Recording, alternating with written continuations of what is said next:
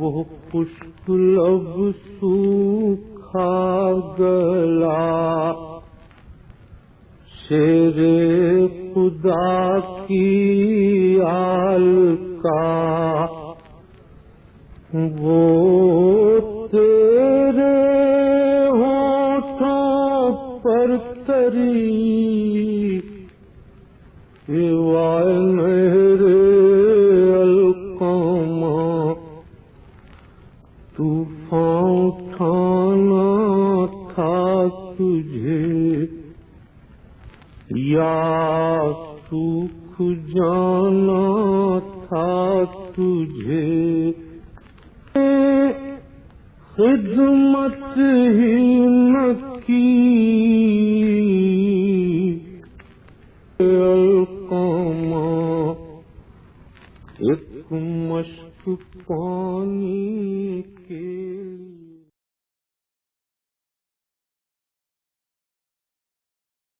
ناظرین السلام علیکم، میں ہوں شوکت عابدی. آج بھی ہم اپنے پروگرام عزاداری دین کی زندگی ہے میں عالی جناب مولانا سید صفی حیدر صاحب قبلہ جو تنظیم المکاتب کے سیکرٹری ہیں ان کے ساتھ اور اس تنظیم کے اساتذہ کے ساتھ، جس میں علی جناب ممتاز جعفر صاحب، علی جناب منور حسین صاحب، علی جناب تہذیب الحسن صاحب، علی جناب فیروز علی صاحب، علی جناب فیض عباس صاحب، ان سب کے ساتھ پروگرام کو آگے بڑھا رہے ہیں. اور آج بھی ہمارے پاس چند سوالات ہیں اور ان کو ہم اپنے مہمانوں سے دریافت کریں گے. اور ہمارا یہ پروگرام آپ جیسا کہ جانتے ہیں کہ تنظیم المکاتب کے اس حال کے اندر چل رہا ہے، اور آج بھی ہم عزاداری دین کی زندگی ہے اسی عنوان کے اوپر تبادلہ خیال شروع کرنے جا رہے ہیں. اور آج کا ہمارا پہلا سوال تنظیم کے سیکرٹری علی جناب سید صفی حیدر صاحب قبلہ سے ہے کہ کیا عزاداری کا کوئی خاص طریقہ بتایا گیا ہے، اور اگر نہیں بتایا گیا ہے تو عزاداری کے عنوان سے کیا کیا کیا جا سکتا ہے اور کیا نہیں کیا جا سکتا ہے. میں چاہوں گا کہ اس پہ آپ روشنی ڈالنے کی زحمت گوارا کریں. بسم اللہ الرحمن الرحیم و بہ نستعین و صلی اللہ علی محمد و آلہ الطاہرین. بہت مناسب سوال ہے اور اس کانسیپٹ کو ہمارے درمیان کلیئر ہونا چاہیے. بنیادی طور پر احکام خدا سے ہماری زندگی کا کوئی ایک پہلو خالی نہیں ہے، نہ ایک لمحہ خالی ہے نہ ایک پہلو. ہر جگہ ہمارے لیے کوئی نہ کوئی حکم خدا موجود ہے. ہماری تمام زندگی کے 5 حصے ہمارے وقت کے اور کاموں کے، کچھ واجب ہیں، کچھ مستحب ہیں اچھائیوں کی قسمیں، کچھ حرام ہیں، کچھ مکروہ ہیں برائیوں کی قسمیں، اور ہمارے اعمال جو ان 4 احکام سے باہر ہیں ان کے لیے بھی حکم خدا ہے. اس کا نام ہے مباح ہونا اور جائز ہونا. تو ہماری زندگی حکم خدا سے خالی نہیں ہے. احکام خدا میں نے ابھی جیسا عرض کیا 5 قسمیں انسانی اعمال کی بنتی ہیں، لیکن اس میں مباح کو چھوڑ کے 2 برائیوں سے جڑی ہیں. اتنی بڑی برائی ہے کہ اللہ نہیں چاہتا کہ بندہ اس کا شکار ہو تو اس کو حرام قرار دیتا ہے، نقصان اٹھائے اس کا، اور اس کے انجام دینے کا نقصان سے بچانا چاہتا ہے. اگر برائی انجام دینے کا نقصان کم ہے لیکن انجام نہ دینے کا فائدہ بڑا ہے تو اسے مکروہ کر دیتا ہے. نیکیوں میں 2 قسمیں ہیں. جس نیکی کا بہت زیادہ فائدہ ہے کہ اللہ نہیں چاہتا کہ میرا بندہ اس فائدے سے محروم ہو، چاہے دنیا چاہے آخرت، چاہے ذاتی زندگی چاہے معاشرتی زندگی، اس کو واجب کر دیتا ہے، ورنہ نیکی کو مستحب کر دیتا ہے. جس سے روکتا ہے اس کا طریقہ بتانے کی ضرورت نہیں ہے، تو نہیں کرنا ہے. جس کو کرنے کے لیے کہتا ہے یعنی واجب اور مستحب، اس میں 2 طرح کے احکام ہیں اس کے. بہت بنیادی بات ہے جو عرض کرنا چاہتا ہوں، خدا کرے کہ کہہ سکوں. کچھ وہ واجبات اور مستحبات ہیں جن کو کرنے کے لیے کہتا ہے اور اس کا طریقہ بھی معین کر دیتا ہے. انہیں توقیفی کہتے ہیں. جیسے کلمات اذان ہیں، कलिमत तशहुद है, दूसरी चीज़ें हैं जो तौक़ीफ़ी हैं कि अल्लाह ने जैसे जो लफ्ज़ बता दिया है उसको बस उतना ही रखना है, इसमें रद्दोबदल नहीं करना। नमाज का उसने तरीक़ा बता दिया, 1 रुकू 2 सजदे मसलन। अब हमारा मूड अच्छा है तो हम 3 सजदे नहीं कर सकते, कोई तब्दीली नहीं कर सकते अगर अल्लाह की तरफ से तरीक़ा मुअय्यन है, चाहे वाजिब हो चाहे मुस्तहब हो। हज वाजिब का तरीक़ा भी मुअय्यन है, उम्र मुस्तहब्बा का तरीक़ा भी मुअय्यन है। हम कहें तो मुस्तहब है जैसे चाहे कर लेना, अगर उसने तरीक़ा मुअय्यन कर दिया तो वही करना जो उसने बताया है। लेकिन बड़ी तादाद नेकियों की वो है, चाहे वाजिबात हो चाहे मुस्तहब्बात हो, जिसमें अल्लाह ने तरीक़ा नहीं मुअय्यन किया, सिर्फ हुक्म दिया तुम्हें ये करना है। और शऊर मोमिन, बसीरत मोमिन, मारिफत मोमिन पर भरोसा करते हमारे ज़ौक़ ईमानी के हवाले किया है। मैंने, माफ़ कीजिएगा, मैंने सवाल इसलिए किया जी। कि एक अजीब किस्म की वबा फैली हुई है कि अज़ादारी जो 255 साल तक थी, यानी जो इमाम ने किया है उस तरीके से अज़ादारी करो। अगर इसको सामने रखा जाता है तो फिर ना इमाम बारगाह थी, ना जुलूस थे, ना अलम थे, ना ताबूत थे। तो इस तरह से कहकर अज़ादारी के ऊपर जो एक तरह से हमले किए जा रहे हैं कि साहब जो तरीका आइम्मा का है उसी तरह से अज़ादारी करो। मैं इस सिलसिले में अर्ज़ करूँगा जी जी कि पहली बात तो यह है कि जब मैं अपनी बात को वहीं से जोड़ता हूँ जी जी कि अगर अल्लाह ने तरीक़ा मुअय्यन नहीं किया है तो फिर उसने हमारे हवाले किया है मोमिन के। जी जी अब मोमिन को जब हुक्म दिया जाए तुम्हें यह करना और नहीं बताता कैसे करें, तो हम कहाँ से सीखेंगे? पहले तो देखेंगे कि अगर हमसे बेहतर लोगों ने उसका कोई इसी काम को किया हो तो कैसे किया, उनसे सीखेंगे। बेहतर लोगों में हमें उलमा, फुक़हा, मराजे, अहले फ़िक्र, दीनदार, मुतदय्यिन लोग मिलेंगे कि मसलन माँ बाप को खुश रखो का हुक्म है, उनको राज़ी रखो, लेकिन उनके लिए क्या तरीक़ा अपनाओ इसका हुक्म नहीं है कोई। नहीं, अब बताइए, अब इस तरह से तो जिस तरह से हिंदुस्तान के अंदर अज़ादारी की जा रही है, कंधे के ऊपर ताजिया रखा गया, 10 मुहर्रम को फूल दफन। अब अगर इसकी कोई मिसाल और इसको अगर रोका जाएगा कि साहब की, तो नहीं, मैं नहीं आप कर रहा मुझे हूं। अपनी बात मैं आज तो सवाल करने इस- दीजिए, आपका सवाल सवाल क्लियर है, इसलिए कर रहा हूं कि इसको क्लियर होना आपका बहुत क्लियर है जरूरी सवाल, मुझे आपके थोड़ा मौका दे। लिए। जी जी तरीक़ा मुअय्यन नहीं है कि मिसाल मुझे देने दीजिए। मसलन वो कहता है पड़ोसी का ख्याल रखो, पड़ोसी ख्याल रखने के लिए थोड़ी कहता है रोज़ाना चाय पिलाओ, ये नहीं कहता है कि उसको खाना भिजवाओ, उसको मिठाई खिलाओ। हमारे शऊर पे छोड़ा। तो अब हम जब तरीक़ा मुअय्यन नहीं होगा तो हम अपना तरीक़ा मुअय्यन करना चलेंगे तो हम दुनिया का हर काम देखते हैं कि अच्छे लोगों ने, खुशसलीका लोगों ने, बाखबर लोगों ने इस काम को कैसे किया, उसको अपनाएं, हम आइडियल बनाते हैं। तो जब उस पर चलेंगे तो पीछे जाके ढूंढेंगे मासूमीन ने अज़ादारी कैसे की। जो मासूमीन ने किया है वो तो ज़रूर करेंगे, लेकिन उसी पे हम रुक जाएंगे, इसकी हमें चाहिए दलील। जब अल्लाह ने शरीयत से कोई तरीक़ा मुअय्यन नहीं किया कि अज़ादारी ऐसे करो, ऐसे मजलिस करो, ऐसे मातम करो, ऐसे जुलूस, कुछ नहीं कहा। बस हुक्म जो सिमट के आता है वो हुसैन के ऊपर याद करना, उन पर गिरिया करना और उनके याद के मुख्तलिफ तरीक़े, उनको याद करने का हुक्म है। हत्ता कि शरीयत में अल्लाह ने इंतज़ाम किया है, इत्माम अज़ादारी में हम लोग बात कर रहे थे, किसी भी शहीद को इस तरह ज़िंदगी के हर लम्हे में याद रखने का इंतज़ाम नहीं हुआ जैसे हुसैन के लिए हुआ है। इसलिए कि हुक्म दिया गया कि जब भी पानी पियो ठंडा तो हुसैन को याद करो। क्या बात है, किसी के लिए ऐसा हुक्म नहीं है हुसैन को दिन में न भूलो, जितनी बार पानी पियो। कितनी आम सी बात है वो। तो हुसैन याद रहेंगे तो करबला याद रहेगी, करबला याद रहेगी तो दीन याद रहेगा। तो तरीक़ा जब मुअय्यन नहीं है तो बेहतरीन तरीक़े बेहतरीन लोगों से सीखेंगे। अब जहां हम हैं और हमारा माहौल है और हालात हैं तो हम पीछे की हर चीज़ रिपीट भी नहीं करेंगे। हो सकता है उस वक्त का वो तकाजा हो, आज का तकाजा बदल गया हो। कल लोगों तक पैगाम पहुंचाने के तरीके ढोल और ताशा थे, अब हम कहें कि नहीं साहब वो तो ढोल ताशा ही होना चाहिए, तो ये शरीयत से नाजिल नहीं हुआ है। उस दौर की का बेहतरीन जरिया वो था, उस दौर के बाशऊर लोगों ने उसे अपनाया, आज कोई भी जरिया उसका हो सकता है। दूसरी बात, तीसरी बात यह कि जब शरीयत मेरे लिए हुक्म दे तुम्हें ये करना है लेकिन ये ना बताया कैसे करना है, तो मुझे एक चीज का पहले नंबर पे ख्याल रखना होगा कि मैं उस हुक्म खुदा पर अमल करूं मगर हराम के जरिए नहीं। क्या बात है। मुझे कहता भूखा कोई पड़ोसी हो तो उसे खाना खिलाओ, फकीर को खाना खिलाओ। अब मैं जेब काटूं किसी की और जाके भूखे को खिलाओ, इसकी इजाजत नहीं है। रोमी ने बहुत अच्छी बातचीत कही है कि اگر آپ کھانا کھا رہے ہیں، ایک کوئی بہت بڑا بادشاہ کھانا کھا رہا ہے اور اس کا چمچ اگر اس کے برتن سے ٹکرا رہا ہے اور اس کی آواز اس بھوکے تک جا رہی ہے تو یہ موسیقی حرام ہے. اس کے مطلب اس آواز کو بھی روکا گیا. انسان کا دل نہ دکھے، یہ اسلام کی وہ اسلام کی پالیسی ہے کہ جہاں کسی کا دل آپ سے نہ دکھے. اب جو آپ نے بات کہہ دی ہے تو میں اپنے عزادار بھائیوں سے بہنوں سے ضرور کہوں گا کہ اس پوری عزاداری کے پورے کاموں میں جو ہم جو کچھ کر رہے ہیں، ہمیں پہلا خیال یہ رکھنا چاہیے کہ ہمارے کسی عمل سے کسی کا دل نہ دکھے. نہ میرے مجلس رکھنے سے، نہ میرے لاؤڈ اسپیکر لگانے سے میں اس بات کا خیال رکھوں کہ کسی کا دل نہ دکھاؤں.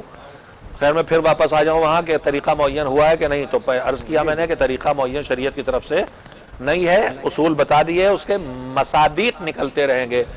اب عزاداری کون چیز کہلائے گی؟ دنیا کا ہر کام عزاداری نہیں بن سکتا. عزاداری کا مطلب ہے جو وہ کام، وہ عمل. عزا کس کو کہتے ہیں؟ عزاداری تو ہم اردو میں بولتے ہیں اور فارسی میں لفظ میں عزا.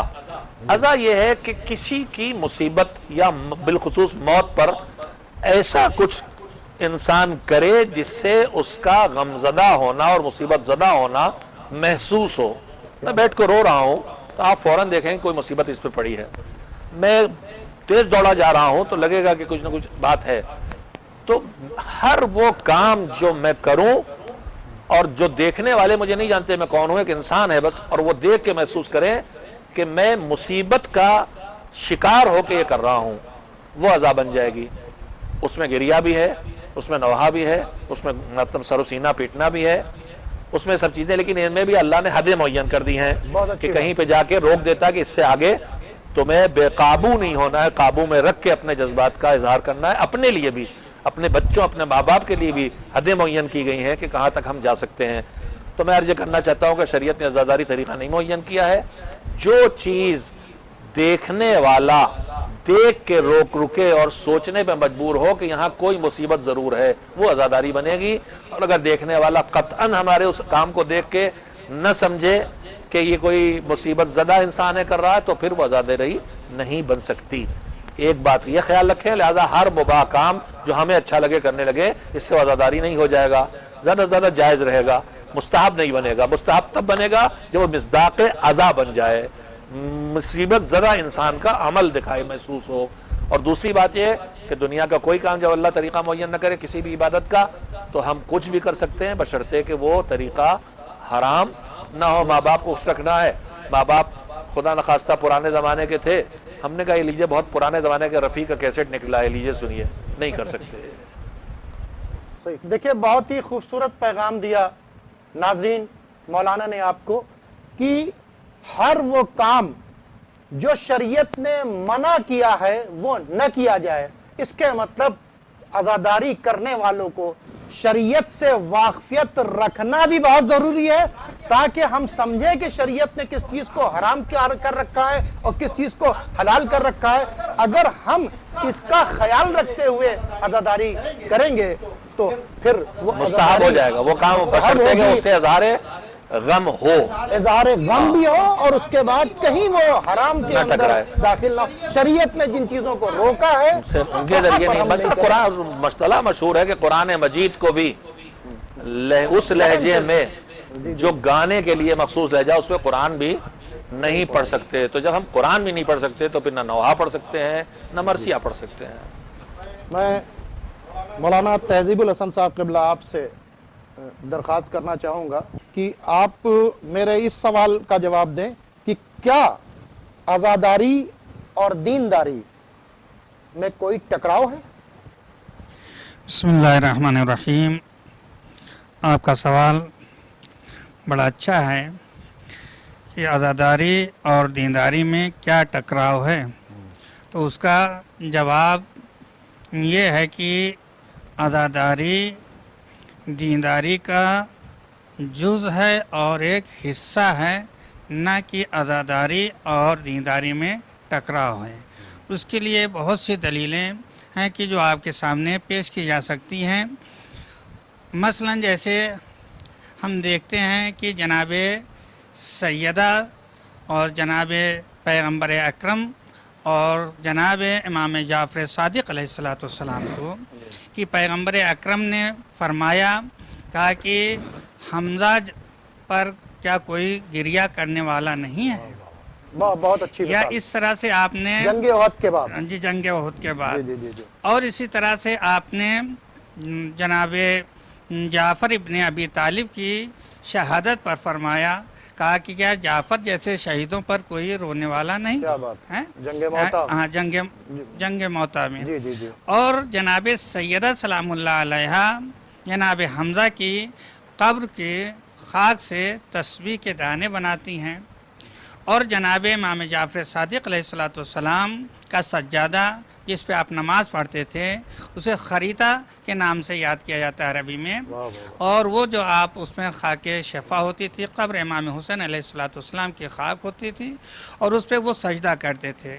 इसके सिलसिले में ये कि इस पे खाक के इमाम हुसैन अलैहिस्सलाम पर सजदा करना ये 7 नूरानी पर्दों को चाक कर देता है।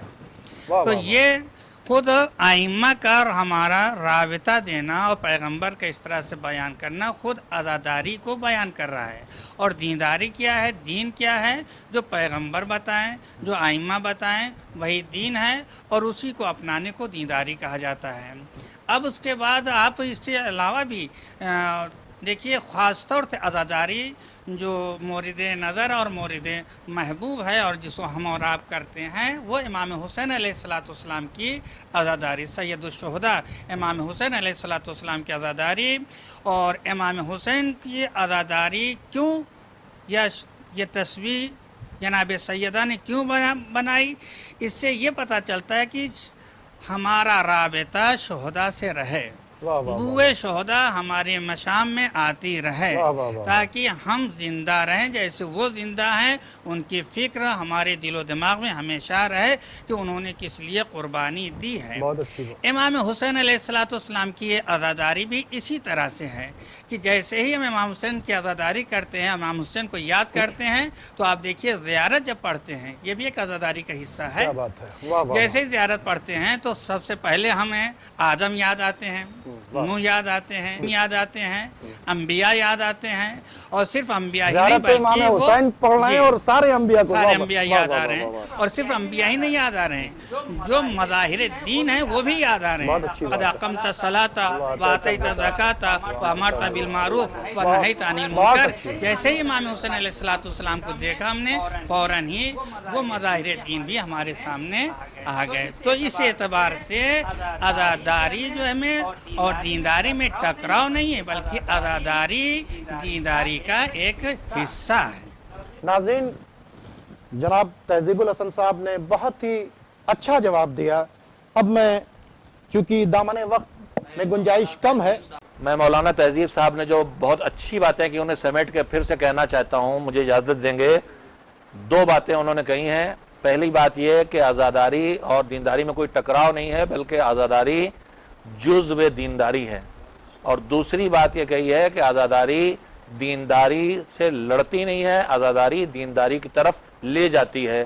ज़ियारत जो आज़ादारी का एक हिस्सा है, उसमें अक़ायद भी याद दिला देती है ये आज़ादारी, और आमाल तक भी पहुंचा देती है। नमाज की गवाही भी दिलवा देती है, और शहादत के तज़किरे को भी कर देती है, और मारूफ नही मुनकर तक पहुंचा देती है। तो आज़ादारी दीनदारी तक पहुंचाती है। और ज़ियारत पढ़ते ही हुक्म होता है कि नमाज पढ़ो। और मैंने बुज़ुर्गों से एक बात सुनी थी कि हर वक्त हुसैन को और अइम्मा को याद करना मुस्ताहब, और उनकी ज़ियारत जब याद आ जाए, एक का यहाँ भी मैं अर्ज़ करूँगा कि जो ताकीद हुसैन के याद करने की है, उतनी ताकीद किसी और याद, जब अबू अब्दुल्ला की याद आए तो करबला का रुख करके एक बार अस्सलामु अलैका या अबा अब्दुल्ला कहो। ये खुसूसियत से हुक्म है, जो इतनी ताकीद मुझे और कहीं नहीं मिली। जब याद आए तो उनको याद कर डालो।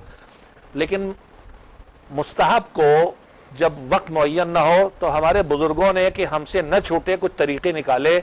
उसमें से बाद मुस्तहबात जिनका वक्त मुअय्यन नहीं था, उन्होंने अपने लिए मुस्तहब जोड़ लिया किसी वाजिब से ताकि न छूटे। जैसे ज़ियारत हुसैन, सलाम बर हुसैन, ये मुस्तहब है मुतलक, जब चाहे करे। लेकिन हमारे बुजुर्गों ने, शायद सीरत मुतशर्रिया रही होगी पीछे से, कि नमाज के बाद हुसैन की ज़ियारत ज़रूर करेंगे। اب اگر نماز کے بعد اللہ کا فریضہ ادا کریں گے تو حسین کی زیارت کریں گے تو اللہ کی نماز، یہ مشترکہ اعلان ہے۔ امام زین العابدین علیہ السلام کی حیات طیبہ میں یہ ملتا ہے کہ جیسے ہی وضو کے لیے پانی آتا تھا گریا آپ کرتے تھے، گریا کرتے تھے، عزاداری دین کو کرتے تھے، عزاداری سے جوڑا، اور اس کے عزاداری بعد کو پھر دینداری وہ سے جوڑا، نماز ادا کرتے تھے، نماز پھر پڑھتے گریا تھے۔ کرتے تھے۔ میں جملہ کہنا چاہتا تھا کہ عزاداری اور دینداری کا رشتہ دیکھیے، نماز کے بعد زیارت اور زیارت کے بعد نماز مشترکہ اعلان ہے۔ معصوم کا اعلان ہے کہ ہمیں سلام کرو گے، ہمارے مالک کو سجدہ نہیں کرو گے تو تمہارا سلام قبول نہیں، اور اللہ کا اعلان ہے کہ ہمیں سجدہ کرو گے اور ہمارے ان بندوں کو سلام نہیں کرو گے تو تمہارا سجدہ قبول نہیں ہے۔ اور میں یہی دوسری جملہ کہنا چاہتا ہوں کہ عزاداری جزو دینداری ہے۔ حضرت زہرا نے جناب حمزہ کی قبر کی تسبیح، مٹی کی تسبیح بنا کے اس پر دینداری کی راہ پہ چل کے تسبیح خدا کر کے بتا دیا کہ عزاداری اور دینداری ساتھ ساتھ چلتے ہیں۔ اور سید سجاد نے خاک شفا کو، تربت کو سجدگاہ بنا کے بتا دیا کہ عزاداری اور دینداری ساتھ ساتھ چلتے ہیں، نماز اور یاد حسین ساتھ ساتھ چلتے ہیں، ٹکراتے۔ بہت اچھا پیغام دیا ہے ہمارے ناظرین جو لوگ سن رہے ہیں، خدا کے لیے عزاداری کو نماز سے اور نماز کو عزاداری سے مت ٹکراؤ، یہ دونوں ہمارے لیے ضروری ہیں، یہ دونوں ہماری آنکھیں ہیں۔ ایک آنکھ اگر نہیں ہوتی ہے تو پھر چہرہ اچھا نہیں لگتا ہے، تو ہم کو چاہیے کہ ہم واجبات اور عزاداری دونوں کو لے کر آگے بڑھیں۔ اب میں جناب فیروز علی صاحب قبلہ آپ سے درخواست کروں گا کہ دینداری میں عزاداری کا کیا رول ہے؟ ہم جو جس بات کو بیان کرنا چاہتے ہیں اس سوال کے جواب میں، وہ یہ ہے کہ دینداری کہتے کسے ہیں؟ بہت اچھی بات ہے۔ جی، سوال ہے کہ دینداری خود کیا ہے؟ تو دینداری کا مطلب یہ ہوتا ہے کہ انسان خداوند عالم کے احکام پہ عمل کرے، واجبات کو بجا لائے اور محرمات سے اپنے آپ کو دور رکھے۔ جی، کم سے کم یہ ہے کہ ان کو فرائض کو بجا لائے اور محرمات سے اپنے آپ کو، خداوند عالم جن چیزوں کو حرام قرار دیا ہے ان سے اپنے آپ کو بچائے۔ کچھ ایسے زمانے اور کچھ ایسے حالات اور مواقع پیش آتے ہیں کہ جہاں پر اس کا بہت اچھے طریقے سے مشاہدہ ہوتا ہے کہ انسان واجبات کو انجام دینے میں مصروف ہو جاتا ہے اور محرمات سے اجتناب کی پوری کوشش کرتا ہے، جس میں سے ایک ماہ رمضان ہے کہ ماہ رمضان میں اگر انسان جائزہ لے اور سروے کرے تو دیکھے گا کہ گناہوں کی شرح کم ہو جاتی ہے، یعنی گناہ جو ہو رہے ہیں پورے سال بھر اس میں کم ہو جاتے ہیں۔ انسان یعنی روزہ گویا ایک طرح سے، یعنی جیسے وہ خدا شناسی اور معرفت خدا کہ خدا ہر جگہ حاضر ہے، یہ بھوکا ہے، پیاسا ہے، پانی کا طلبگار ہے اور پانی اس کے سامنے رکھا ہوا ہے، گھر میں کوئی دیکھ نہیں رہا ہے، فریج بھی کھلا ہوا ہے، پانی ٹھنڈا ٹھنڈا سب کچھ موجود ہے، لیکن پھر بھی یہ پینے کے لیے آگے نہیں بڑھتا ہے۔ تو روزہ نے یہ تقویٰ پیدا کیا اس کے اندر۔ کچھ ایسی ہی صورتحال پیدا ہوتی ہے ماہ محرم میں، ایام اعضاء میں، کہ جب ہم دیکھتے ہیں کہ ہمارے سماج اور معاشرے میں بہت سی چیزیں جو ماہ محرم سے پہلے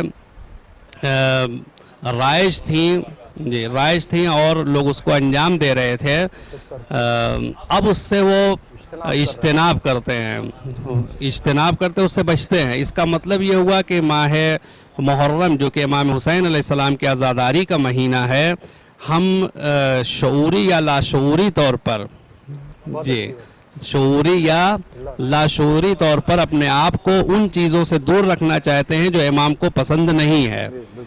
امام اسے ناپسند کرتے ہیں، اس لیے کہ ہم نے اپنے گھروں کو سجا رکھا ہے، اپنے عزاخانوں کو آباد کر دیا ہے، اور وہ چیزیں جو ایک سوگواری کی علامتیں ہوتی ہیں اور ضروریات ہوتی ہیں ان سے بھی ہم نے ان کو بھی بجا لائیں۔ جیسے عورتیں، ہمارے خواتین ہوتی ہیں، وہ چوڑیاں توڑ لیتی ہیں یا اس طرح کا اور کوئی زیور آلات جو ہوتے ہیں اسے اتار دیتی ہیں اور نئے کپڑے نہیں پہنتی ہیں، جی، سوگ ظاہر کرنے کے لیے۔ تو اور گھروں میں اسی طرح سے جو چیزیں بج رہی تھیں جو ناجائز اور پروردگار کی نظر میں مکروہ اور ناپسندیدہ آوازیں تھیں وہ بھی بند ہو جاتی ہیں۔ اب وہ ٹی وی اور وہ چیزیں جس سے غلط پیغام اور غلط چیزیں بج رہی تھیں، وہیں نوحے اور مجلس اور دیگر چیزیں جو ہے نشر ہونے لگتی ہیں۔ اس کا مطلب یہ ہے کہ عزاداری جب آتی ہے تو اپنے ساتھ ان बरकतों और दीनदारी को लेकर आती है। जी, दीनदारी को लेकर आती है। जी, मैंने अभी इनसे इस्तेफादा किया है। माह मुबारक रमज़ान में नेकियों की फेहरिस्त गिनाई। उसके बाद मौला अली ने जब पूछा कि इन रमज़ान में सबसे अच्छा क्या है, तो हुजूर ने फरमाया कि सबसे अच्छा ये है, अपना कोई किसी अमल खैर का जिक्र नहीं किया, का गुनाह मासियत परवरदिगार न करो। इस तरह के और भी फ़िक्रे हैं कि अपने रोज़े को पेट की भूख और प्यास न बनाओ, ज़बान भी रोज़ा आंखें भी रोज़ा हो। यानी हमारे हादियों ने, अहकाम खुदा ने हमसे गुनाह से बचने के लिए कहा रमज़ान में अलग से, साल भर तो कही था, रमज़ान में अलग से हुक्म दिया, इसलिए हम तवज्जो खुसूसी देते हैं। मगर मुहर्रम में किसी ने हमसे नहीं कहा कि गुनाह न करो, मगर ये आज़ादारी हमारी फितरत को इस तरह नेकी की तरफ लाती है और बुराई से दूर करती है। इसलिए कि हुसैन का काम था बुराई से बचाना, नेकी पे लाना। ये इस तरह लाती है कि हम खुद ब खुद इतना बुराई से मुतनफ़िर होते हैं कि कभी कभी बहुत से मुबाह चीज़ों को भी हम हराम बना लेते हैं अपने लिए, कि जिनसे शुबहा पैदा हो सकता है कि कहीं हराम तक न पहुंचा दे। इससे ज़्यादा आज़ादारी दीन से, इससे ज़्यादा आज़ादारी और दीनदारी का रिश्ता क्या होगा कि हमारे अंदर का इंसान दीनदार बनने लगता है। बहुत अच्छा हम पैगाम अपनी दिया बात कि- को ज़रा सा मुकम्मल जी, कर जी, लें। जी, जी, जी। इमाम हुसैन अलैहिस्सलाम को अगर हम अपने घर बुलाना चाहते हैं, जो खुद साहिब खाना हैं, तो हम अपने घरों को, अपने दिलों को इस तरह से पाक करें कि अब ये सिर्फ 2 महीना 8 दिन हमारे घर में मेहमान न रहें या साहिब खाना बन के न रहें, बल्कि ज़िंदगी भर रहें। तो हमें अपने घरों को साल भर ऐसे ही बनाए रखना चाहिए। तो इमाम हुसैन अलैहिस्सलाम उसमें रहेंगे और फिर उसके बाद फिर वो जो शेर पढ़ा जाता है, हम उसको किसी भी उन्वान से सही नहीं मानते हैं कि रहे जो अगले बरस हम, तो फिर ये गम है जो चल बसे तो ये अपना सलाम आखिर है। ये जो है हमारे लिए आज़ादारी हर वक्त आज़ादारी होनी चाहिए। मुसलसल है। बहुत फिर अच्छा वो- पैगाम, बहुत अच्छा पैगाम। अगर विदा भी पढ़ते हैं तो क्यों पढ़ते हैं? क्या हम इमाम हुसैन अलैहिस्सलाम कह रहे हैं कि हम जा रहे हैं? जब वो नहीं कह रहे हैं तो हम क्यों विदा किए दे रहे हैं? हुसैन आ गए हैं तो अब यहीं रहने दो उनको। हुसैन हमारे साथ रहें। वाह वाह वाह वाह वाह वाह वाह वाह। बहुत अच्छा पैगाम दिया है कि जैसे रमजान में इस बात को कहा गया है कि रोजे तुम पर इसलिए फर्ज किए गए हैं कि ताकि तुम मुत्तकी बन जाओ, और मुत्तकी तभी बनेगा जब वो अपने आंख पर, अपनी जुबान पर, अपने हाथ पैर पर, अपने आज़ा जवारे पर कंट्रोल करेगा। तो अब इमामुल मुत्तकीन के बेटे की शहादत है, और तुम्हारे पास सबसे ज्यादा तकवा होना चाहिए, और मुहर्रम में बढ़ चढ़कर इतने मुत्तकी बन जाएं कि लोग ये कहें कि ये इमाम हुसैन के चाहने वाले हैं, ये अज़ादार है, और अज़ादारी हमें तकवे की दावत देती है। क्योंकि वक्त कम है, जनाब फैज़ अब्बास साहब, आपसे गुजारिश करूंगा कि अज़ादार और अज़ादारों को क्या करना चाहिए, क्या नहीं करना चाहिए, मैं चाहूंगा इस पर आप रोशनी डालिए। देखिए, अलग से बात, अज़ादार और अज़ादारों को बिस्मिल्लाहिर्रहमानिर्रहीम। देखिए, ये आपने 2 सवाल यहाँ पे किए हैं कि एक इनफरादी सूरत में अज़ादार की क्या जिम्मेदारी है, और इज्तिमाई सूरत में जब वो कई अज़ादार जमा हो जाते हैं तो उन सब की मिल के क्या जिम्मेदारी है। पहले हमें ये मालूम करना होगा कि हम अज़ादार किसके हैं और ये अज़ादारी क्यों है। तो हर एक का जवाब ये होगा कि हम अज़ादार इमाम हुसैन हैं, करबला वालों के अज़ादार हैं, और ये अज़ादारी इसलिए है ताकि उनकी याद बरकरार रहे। ये बज़ाहिर हमारे सामने पैगाम है। तो अब देखना ये होगा कि जिस इमाम हुसैन के हम अज़ादार हैं, उन्होंने ये क़ुरबानियाँ दी क्यों हैं, किस मकसद के तहत वो करबला में आए, किस मकसद के तहत उन्होंने क़ुरबानियाँ दी, और क्या ये बग़ैर क़ुरबानी के उस मकसद को हासिल नहीं किया जा सकता था कि जो इमाम हुसैन ने क़ुरबानी दी, यानी अगर वो क़ुरबान ना होते तो क्या वो मकसद हासिल नहीं होता। तो इसका जवाब ये है कि अगर क़ुरबानी के बग़ैर वो मकसद हासिल होता तो इमाम उसी मकसद को बग़ैर क़ुरबानी के हासिल करते। लेकिन ये एक ऐसी कैफियत और एक ऐसी हालत थी कि जहाँ पर क़ुरबानी के बाद दीन को महफूज करना था, और अब वो मकसद क्या था। तो जब हम इमाम हुसैन की तारीख़ पढ़ते हैं और इमाम हुसैन के इस क़याम के मकासद तलाश करते हैं तो 3 नौइयत हमारे सामने आती हैं। एक वो मकासद हैं कि जो दुनिया के तमाम दानिश्वरों ने हमारे सामने रखे कि इमाम हुसैन के क़याम का मकसद ये था, इमाम हुसैन के क़याम का मकसद ये था। हर दानिश्वर ने जो किसी भी मज़हब से ताल्लुक़ रखता हो उसने एक मकसद बयान किया। दूसरा जो गिरोह है और जो दूसरी बातें हैं वो हमारे अइम्मा तहरीन से हैं कि हमारे अइम्मा ने बयान किया है कि इमाम हुसैन के क़याम का मकसद क्या था। ये 2 सूरतें हैं। تیسری صورت خود ہمیں امام حسین کی زندگی میں ملتی ہے، جو انہوں نے متعدد خطبات میں متعدد مقامات پر اپنے اس قیام کا مقصد لوگوں کے اوپر ظاہر کیا ہے۔ جب ہم ان ساری چیزوں کو ملاتے ہیں کہ امام حسین کے قیام کے مقاصد کیا تھے دانشوروں کی نگاہ میں، ائمہ کی نگاہ میں اور خود امام حسین کی نگاہ میں، تو ان کو بس شارٹ اگر کیا جائے تو امام کا جو مدینے سے نکلتے وقت جملہ ہے کہ میں امت کی اصلاح کے لیے نکل رہا ہوں، میرا کوئی ویسا ذاتی کوئی اس میں فائدہ یا نقصان نہیں ہے، اور نہ میں کوئی حکومت چاہ رہا ہوں بظاہر، اور نہ میں کوئی شر پھیلانا چاہ رہا ہوں، میں اپنے نانا اور اپنے جد کی سیرت کو عام کرنا چاہ رہا ہوں۔ تو عزادار اور عزاداروں کو کیا کرنا چاہیے؟ بہتر، میں وہیں پہ آ رہا ہوں، آپ مجھے اجازت دیں۔ کیونکہ تو اب دامن وقت میں یہ گنجائش جی کم میں ہے۔ بس انشاءاللہ 2 سے 3 منٹ میں ختم کرتا ہوں۔ تو یہ جو 2 چیزیں ہیں امام حسین کی کہ میں امر بالمعروف کے لیے جا رہا ہوں، دین میں خرابیاں پیدا کی گئی ہیں ان کو ٹھیک کروں گا، اور اپنے جد کی سیرت کو عام کروں گا، اور ان چیزوں کے لیے امام نے قربانی دی، نہ صرف یہ کہ اپنی قربانی بلکہ اپنے گھر والوں کی بھی قربانی، جس میں بچے بھی ہیں، جوان بھی ہیں، بوڑھے بھی ہیں۔ اس قربانی کے بعد اگر ہم یہ کہتے ہیں کہ ہم عزادار ہیں تو ہماری نگاہ میں امام حسین کا وہ مقصد ہونا چاہیے کہ جس کی بنا پہ وہ قربانی ہوئی، اور جب ہم اجتماعی صورت میں آتے ہیں، کئی اکٹھا ہوتے ہیں یعنی انجمن کی صورت میں یا ایک مجلس کی صورت میں، تو ہمارا مقصد وہ ہونا چاہیے جو 72 شہدائے کربلا کا ہے۔ انفرادی صورت میں ہمارا مقصد امام حسین کی زندگی کو دیکھ کے حاصل ہوگا، اور اجتماعی صورت میں ہمارا مقصد کربلا والوں کو دیکھ کر حاصل ہوگا، جس میں کسی میں بھی تضاد نہیں ہے۔ سب سے بہتر یہی جواب۔ خوبصورت پیغام دیا ہے، کیونکہ بالکل ہمارے پاس وقت نہیں ہے، اس لیے اب ہم اپنے اس پروگرام کو یہیں پر ختم کرتے ہیں۔ انشاءاللہ ان ایشوز پر ہم آگے بھی بات چیت کرتے رہیں گے۔ اب ہم آپ سے اجازت چاہتے ہیں، آپ ہمیں اور ہمارے مہمانوں کو اجازت دیجیے۔ خدا حافظ۔